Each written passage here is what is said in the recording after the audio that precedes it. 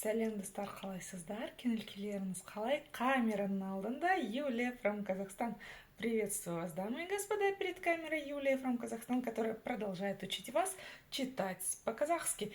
Итак, сегодня у нас с вами вот такое вот длиннющее, красивущее словосочетание. Да-да-да, слов много, и это именно словосочетание. Я читаю, вы повторяете за мной.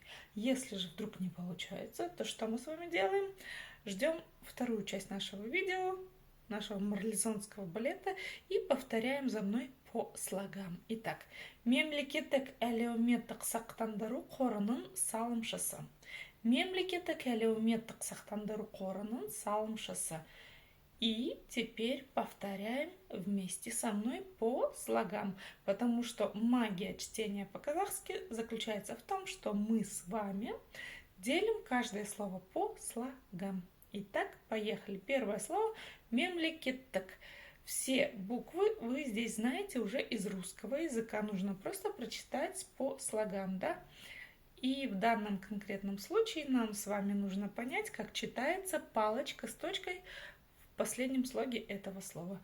Мемле, мемлекет, мемлекеттік. И видим палочку с точкой. И я вам напомню, что это нечто среднее по мягкости между буквами и И. То есть именно от этих двух букв нужно отталкиваться, чтобы понять, какой звук вам нужно произнести. Звук У. О. В этот момент вы даже кончиком языка упираетесь в нижние зубки и пытаетесь произнести, да-да-да, нечто среднее по мягкости между буквами и И. Мемлекеттік. Просто если вы произнесете через букву И, это будет очень и очень мягко. Мемлекеттік. Неправильно, а через букву И будет очень и очень твердо и некорректно. Мемлекеттік. Как правило, в казахском языке либо мягкие гласные, либо твердые. Вот. А если же их смешение происходит, то, скорее всего, слово заимствовано из другого языка. Итак, первое слово у нас готово. Мемлекеттік. Наверное, видео будет длинноватым, но мы с вами справимся.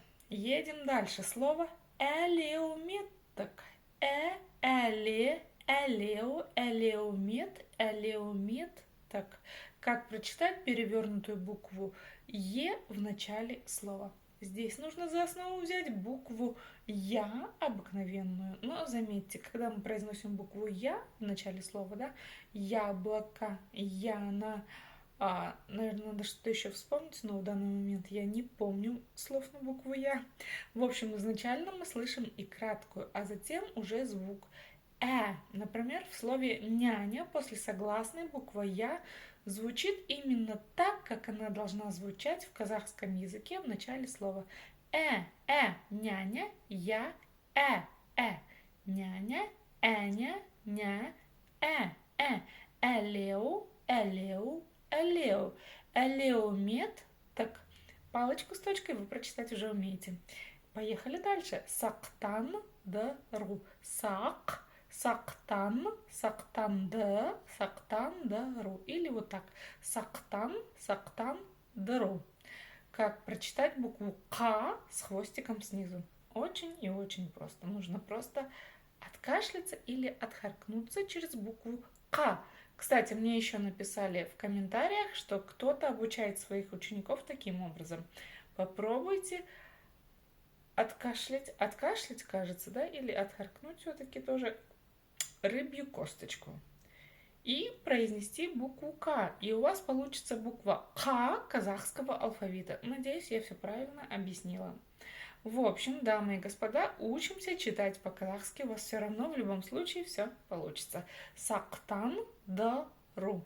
И здесь мы с вами видим букву И.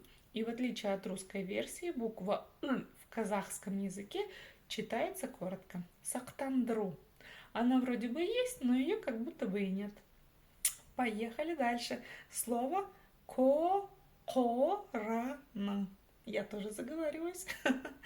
Корона. Букву К вы прочитать умеете. Вы помните, что буква И читается очень и очень коротко. И так как же теперь нам прочитать с вами букву Н с хвостиком снизу? На самом деле здесь нет никакой магии, ничего сложного. Первый вариант для тех, кто изучает английский язык или, может быть, французский.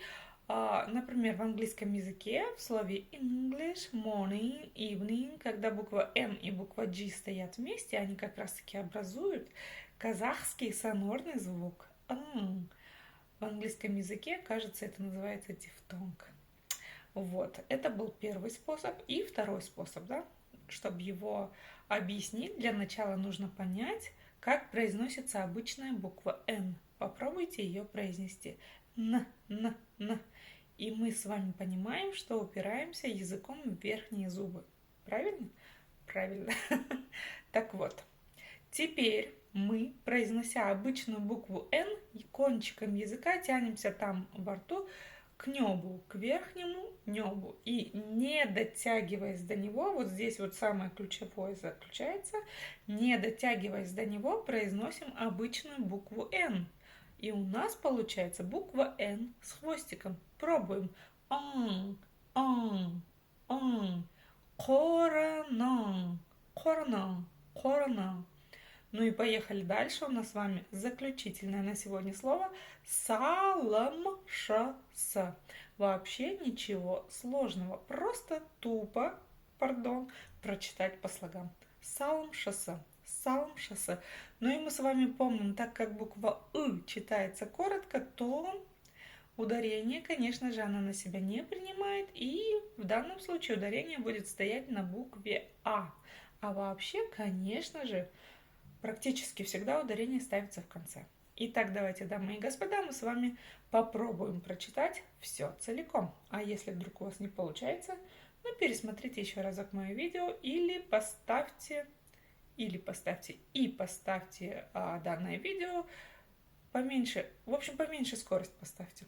Так хотелось умно что-то сказать, но не получилось. Итак, я читаю, а вы повторяете со мной. Мемлекеттік әлеуметтік сақтандыру қорының салымшысы. Мемлекеттік әлеуметтік сақтандыру қорының салымшысы. Мемлекеттік әлеуметтік сақтандыру қорының салымшысы. Ну все, дамы и господа, я была рада вас видеть. Если вы тоже были рады меня видеть, увидеть в следующий раз. Ваша Юлия from Казахстан. Да-да-да.